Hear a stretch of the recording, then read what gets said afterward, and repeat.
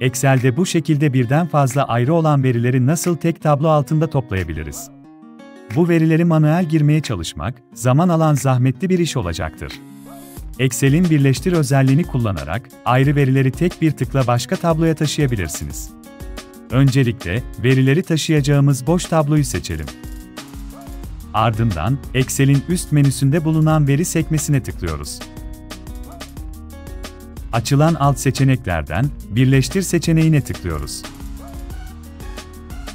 Karşımıza gelen ekrana, taşıyacağımız verileri sırasıyla seçerek, Ekle butonuna tıklayıp Başvurular bölümüne ekliyoruz.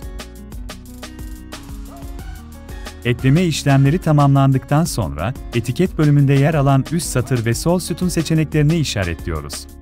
Başlıkları ve kategorileri olan veri tablolarında, birleşmenin doğru etiketlerle ve anlamlı şekilde yapılmasını sağlar. Son olarak Tamam butonuna tıklayıp bu ekrandan çıkıyoruz.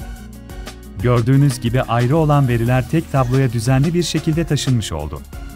Bu özelliği kullanarak iş gücünden ciddi tasarruf sağlar, ayrıca manuel veri aktarımlarında oluşabilecek hataların da önüne geçmiş olursunuz. Video konusu işinize yaradıysa beğenmeyi ve takip etmeyi unutmayın.